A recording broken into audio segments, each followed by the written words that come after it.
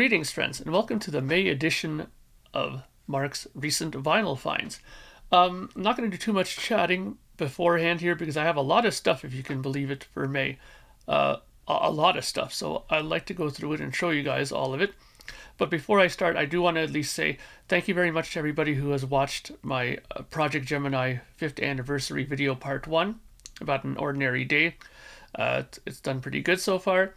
I am working on part 2. There's going to be some more appearances by people within the community talking about the album and stuff like that, and that'll most likely be the last of the part. I was thinking about maybe doing another part or so just to not make it as long, but we'll see how it goes. Also, thank you so far for your great reaction to Joe Bailey's new record. That's going pretty good. I will be announcing the pre-order for the CD very soon. Keep your eyes open on for the pre-order to be announced on the Riffical Records site, and I will also be doing a video like this for you guys to get all the information to order it. Now, let's get on to my acquirements for this month of May. And I've got quite a mixed bag of stuff and some fantastic stuff, so let me get right to it. First is an album from the James Clark Institute, The Color of Happy. Now, James Clark is a musician from the Toronto area. I've known him for a long time. He works at a record store that I frequent a lot in Oakville. And he's a power pop artist. This is an independent release. I got it from him off his Bandcamp site. Absolutely fantastic stuff. If you like power pop, and I do like that kind of stuff. I like Cheap Trick and The Pursuit of Happiness. Actually, Mo Berg, who is the frontman of The Pursuit of Happiness, is the man who produced this album. So, great stuff. Sounds absolutely incredible. It's a great record. The packaging is nice. You get with it a nice little booklet inside with the lyrics and credits in the back. There is a download card inside here. I mean, you guys all know what those look like. There's no need for me to fish that out. But I'll show you the vinyl. It's done on nice black vinyl, and like me, he gets his stuff in the nice anti-static sleeves. There's the vinyl. Both sides have the exact same design of a center label. So that is the James Clark Institute. Fantastic stuff. Like I said, it's power pop stuff, catchy stuff, you know, 3-minute songs, 2-minute songs. It's fantastic stuff. I really enjoyed it. I highly recommend it. You can find it on Bandcamp. Another record, I've been waiting for this one for a long time. I ordered it, I believe, in December of 2020, and it's finally come out. I've talked about this band quite a lot. Days Between Stations. This is a 2-man band, keyboard and guitar player. As you can see there, fantastic gatefold. Now, the thing that I love about this, it's prog stuff, very much in the vein of like Genesis meets Yes. Why I love this stuff so much, Billy Sherwood has a huge hand in this. He's produced it, he wrote with them. He does the drums, bass, and the vocals. So, I mean, he's a lot of this band, if you think about it. But the songwriting is done by the main two guys, Oscar and I believe, what's the other gentleman's name? Oscar and Seppent. It's on double vinyl. Now, these guys did they really went all out on their stuff. I mean, they have a really nice inner sleeves in here. A story about his father, I believe it is. The vinyl is black vinyl. You could have, when on the pre-order, you could have got a splatter vinyl, I believe, as well for this. Oops, I don't even have it up the right way. Sorry, guys. Give me 1 second. There's the inner sleeves. I mean, the center label. Sorry, I'm getting all bumbled here. There's the center label for that. The other ones, I believe, are exactly the same, so I'll just show the vinyl of that one. But I do want to show you the other inner sleeve here as well, because I really like what they did here. On this one, they show the keyboards that Oscar used. I believe it's Oscar. I keep getting their names mixed up. And the Seppent. These are the guitars and the amps that he used on the album. I don't know if you guys can even see that. Yeah, Days Between Stations. Giants is the name of the album. I probably should have said that. There's the back. It's limited to 500. I got 496. Just made it in under the wire on this one. Great stuff. Like I said, if you like Genesis and Yes and those kind of like Gentle Giant and bands like that, this is an album for you. Let me just put this one down here. The next two are VCLT from my good friend Patrick The Vinyl Archivist. This is a record by an artist named Jerry Levgren. Seeds of Change. Now, I hadn't heard of this artist before, and didn't know what the big deal was with them until Patrick played it on the live stream that we do together sometimes. We do a live stream on Sundays, Tuesdays, and Fridays on YouTube. And when you take a look at the credits on here, he has just so many fantastic musicians on here. But he's got Ronnie James Dio on a couple songs here. He has Steve Walsh on here. I mean, he has some fantastic musicians guesting on this. And yeah, I mean, Ronnie James Dio was on more than a few songs on here, so it's obviously worth having. I remember he played one of the songs on the stream when I was on it, and I really enjoyed it. So he VCLT'd me this, and I'm very grateful to Patrick for that. Here's the vinyl. And there you go. Next up, we have one more that Patrick included in his VCLT to me. He knew that I'm a big collector of Frank Zappa, and knew that I didn't have this record and was looking for it and could never find a decent copy. He sent me a pretty good version of this, considering how old this album is. This is the Frank Zappa, the Mothers of Invention Freakout. This is an early. I think quite possibly this might even be a first press. I think.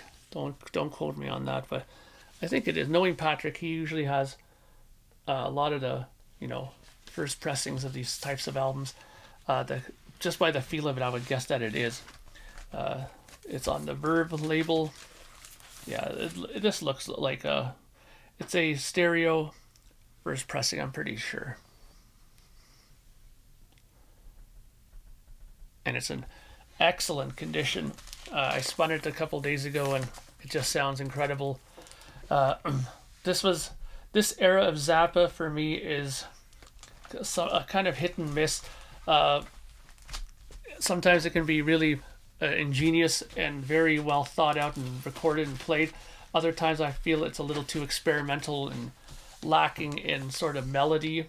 But this album is really good, and according to some people credit this to be the first real double album to come out. Some people say it's Dylan's. I think they say Blonde on Blonde was the first one. I don't know.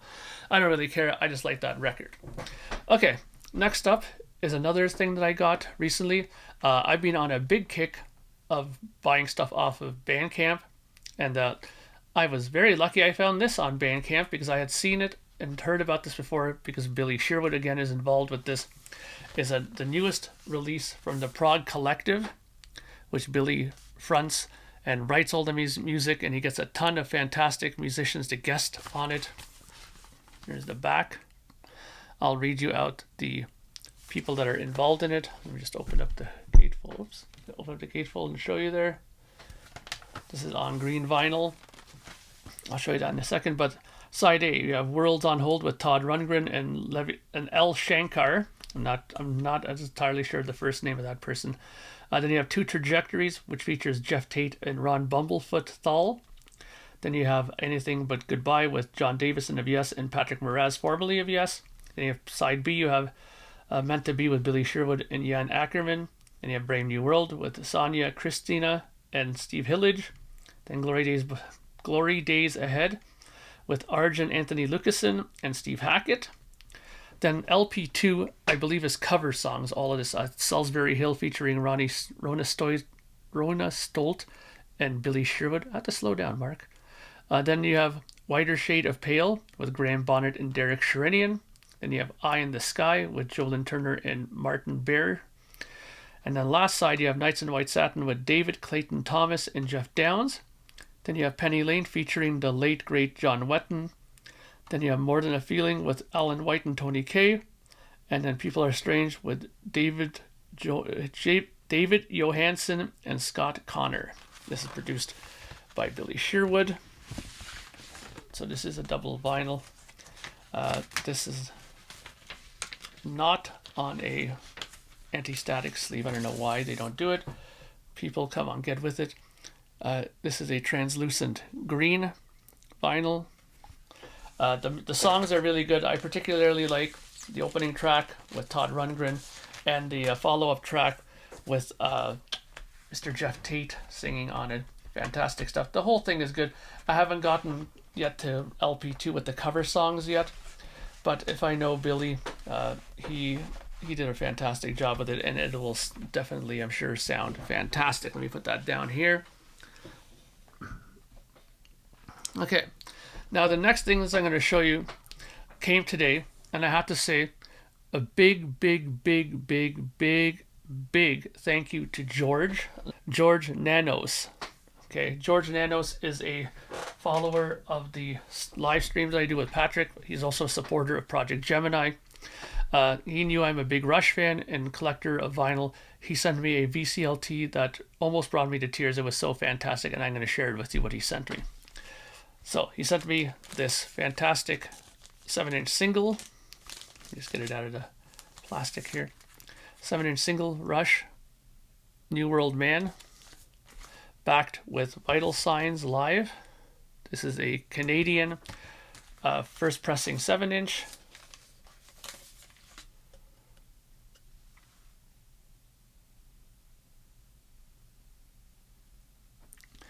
It's an absolutely pristine condition. Next up is Rush Live with Tom Sawyer, Red Barchetta, and Passage to Bangkok. I'm sure people have seen this on Discogs. This is a it's a 12-inch, 45 RPM, 12-inch single basically, and it's from England. It's an English press. You can tell by the floppy the floppy jackets. I'm sure it's a UK pressing. There's the label, or maybe it isn't. You know what? Let's take a look at the back of the jacket. Marketed by Phonogram. So this is definitely European. So that's fantastic. It sounds great. They're like absolutely mint condition. I mean, I don't think these things have been touched for years. Next up is a this is, I know for certain, a UK 12-inch single of Rush, New World Man. I take this out. Ooh. Again with the floppy covers. New World Man with Vital Signs and Free Will. This is 100% UK 12-inch pressing. You see these. This has the Mercury label for it. You see there, 45 RPM. Ever since I started doing the live streams with Patrick, the Vinyl Archivist, he's really turned me on to these 12-inch singles. They sound fantastic. I mean, the comparison between the album cut of this and these 12-inch cuts are just night and day sometimes. Next up, we have Subdivisions, backed with Red Barchetta and Jacob's Ladder. This is a 12-inch UK as well. I'll show you real quick. Here is side A, Subdivisions. Now what's interesting is side A is 45 RPM. You flip this side over, and this side is 33 RPM for the two other songs. Okay, next one I have, and this is one that I've always seen around and was always wanted to have it added to my collection, and now thanks to George, I can say I have it in my collection. This is Countdown with New World Man and Spirit of the Radio live, and there is a interview, an excerpt of an interview as well as on this as well. There's the track listing, New World Man, Spirit of the Radio live, excerpts from an interview, and then Countdown. This is a EU release. I'm pretty sure. Yeah, this one is not a British one. This is actually just a European release version. This is, both sides are 45 RPM on this one. Again, these records look absolutely brand new. Like when I'm looking at them, I think George told me that they were spun maybe once, maybe twice tops, and then, you know, put aside and stored. And this is a single from the Hold Your Fire album. This is an advance of Time Stand Still. Backside has, well, side A has Time Stand Still and Force 10. B side has The Enemy Within Live and Witch Hunt Live, which were taken from the Grace Under Pressure tour. And it says in the back, from the forthcoming album Hold Your Fire. So this was the advanced single for that album. That's kind of hard to see that. And this one again, absolutely untouched. It looks, there you go, Time Stand Still, Force 10. Flip the side over, and you got the live songs, Enemy Within and Witch Hunt. So again, George Nanos, thank you so much for these. They will be loved and listened to. You can have my word on that.